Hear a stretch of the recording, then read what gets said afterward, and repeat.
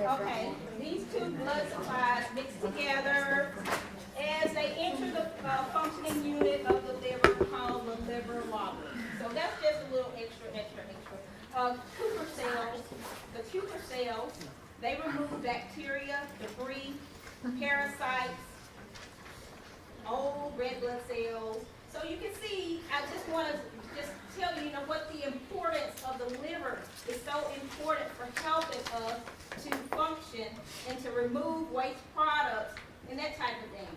Okay, so it metabolizes, it stores, it's digestion. So if it's not working right, so many different issues can happen. Okay, so many problems we can develop from cirrhosis, and usually because of the continued insult again, we notice that these patients will develop all of these different problems, all of these different issues. This is what we'll see when they come in to see us. They'll be yellow, of course. They'll probably have esophageal varices from bleeding. They'll have their stomach swelling. They'll be having fluid in their stomach. Okay? They'll probably complain of misspelled hemorrhoids.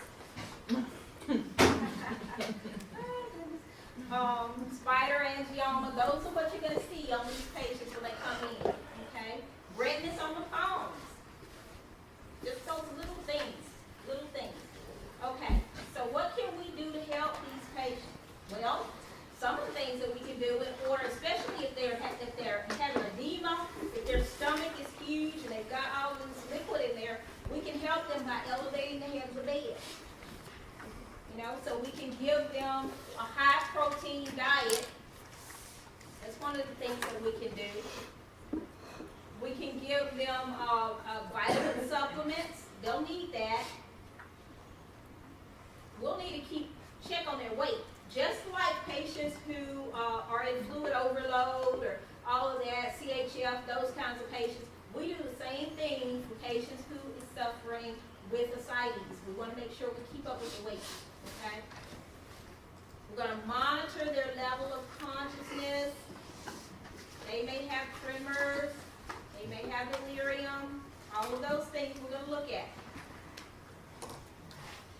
So the most important part of that, and usually what we'll see when they're in the hospital, is the yellowing of the skin, the fluid overload. You're going to see it in their legs. You're going to see it in their abdomen. Okay? If the patient has ascites, they are at risk for infection from bacteria in the GI system. Why is that? Well, because their immune system is lowered. Their immune system is compromised. Because they cannot make white blood cells. They cannot produce them. The liver does a lot of things to help keep our body functioning correctly. All of that venous congestion that's happening in the portal vein, all of that is going on. Those things are going to cause the patient to have congestion. They're going to have portal hypertension. They're going to have a low albumin level. When you do your labs, you're going to see a low albumin level. Reason being, water's not being regulated, and it's entering into the interstitial tissue. Why does my patient look golden? Why is he yellow? The sclera, the mucous membrane, the skin. This is because the reason why they turn yellow is because of the hepatocytes. The hepatocytes are leaking bilirubin into the blood rather than the bile. So that's why they turn yellow. Okay? So we're going to continue to monitor them. We're going to look for, does anybody know what fetor hepaticus is? Fetor hepaticus. Monitor for fetor hepaticus. Smelling their breath. You smell them? Smell the breath. Does it smell sweet? It's a distinct smell. You'll never forget it. It's kind of like when you smell a GI bleed. You never forget it, right? You never forget somebody with GI bleed, okay? Monitor for esophageal varices. We're going to look for that. We're going to monitor closely for esophageal varices because if they start to bleed, we need to get them down so they can do, usually they do something like a Sexton Blakesmore, something like that. We'll talk a little bit more about that next semester. But they'll balloon tamponade, something of that nature in order to stop that bleeding. Okay? So monitor coagulation lab results. Blood's not doing what it needs to do. Blood may be thin. So we need to monitor those things. These patients need a low sodium diet. So they'll give them a low sodium antacid. They don't want the water to follow, so they give them a low sodium antacid. Now, we said that these patients, they become confused and all of this different type of thing. The reason why is they have too much of ammonia. Too much ammonia will cause a patient to act weird or act different. So the doctor will give them some lactulose. So usually if you see them order lactulose, it's because they're trying to get rid of that. They get rid of it through the bowel. Get rid of that ammonia. Because of infection, here's the meds that they're going to get. And unfortunately, because of the effects of different medications like acetaminophen and those kinds of things, they already add insult to the liver, so the doctor's not going to want to give patients these meds. Hepatotoxic is what they call them, hepatotoxic medications. Here again, we're dealing with the liver, we're dealing with drinking, so it's our responsibility to talk to them and let them know that alcohol can affect the liver, so therefore we need to stop or decrease the amount of alcohol use. All of that fluid, all of that extra water sitting in the belly, sitting in the stomach, it's going to cause a problem. We already said that we're going to elevate the head of the bed, give them something to help them breathe better, but sometimes that fluid can get so much. There can be so much so the patient will look like they're pregnant. I'm thinking, I'm trying to see if we have a picture of the, no.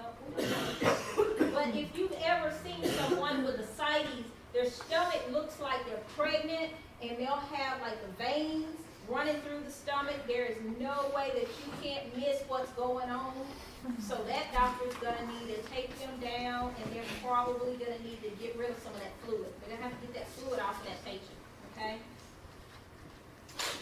So we're going to monitor their glucose levels. We need to do that. We need to chart on I's and O's. We got to do that.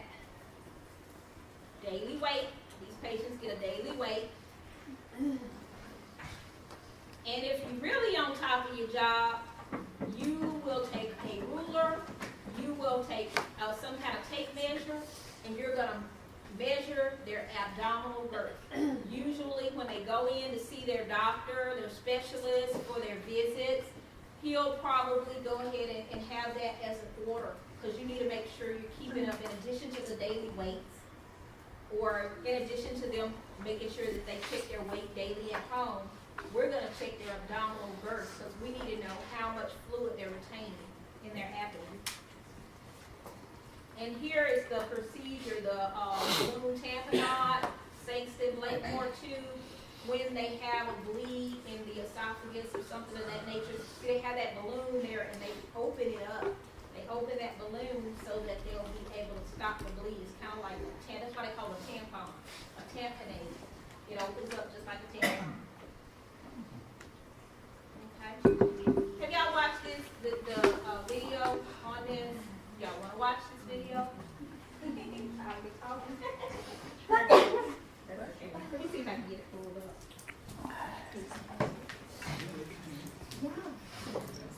So while we're talking about that, another treatment while I'm trying to get that pulled up, beta blockers. They'll probably get beta blockers.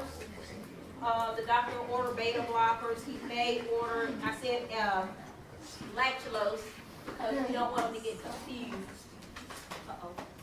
Lactulose. And then they may get vitamin K. You'll probably order vitamin K for them. Let's see. Did we have a problem with the volume one time with this thing when I was trying to get it to work? I hope.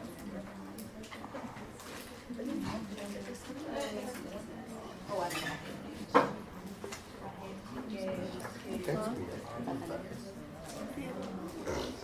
Fanny can't download those, but it's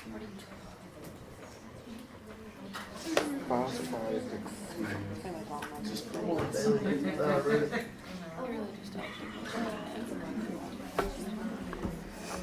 I have questions.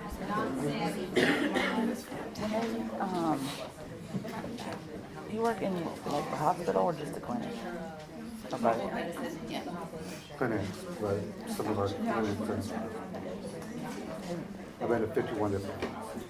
Have you ever seen them push Dilaudid or a pain medicine like that? Not the clinic. Now I've seen it pushed at the hospital, Yeah, that's what I'm talking about. You have seen but it not at Memorial. I mean, I've seen it. before? Did they delete it? I'm trying to figure out what the hell. I'm on a nursing group on Facebook and they're talking about diluting it so it's not, so it doesn't make the patients nauseous and vomit. But it's not evidence-based practice, so that's why we haven't learned it in class. Any opioid, you should, this is how I would administer. If you are going to administer any opioid, you should also have an order for anti-emetic. Because you're gonna get down. And that's the thing, like, in the field, you don't. Giving someone morphine doesn't take them out of the fight. It's the Phenergan to combat the nausea of the morphine that knocks them out. Well, instead of having to give them the Phenergan, they're diluting the medicine. But diluting They're it, still gonna do the same thing. but diluting the medicine, who gives them the right to do that? You know what I'm saying? You're messing with a prescription that comes from a facility. Dilution does, that doesn't matter. That doesn't matter, really? Huh. You What's would the think it would. difference? What's the difference in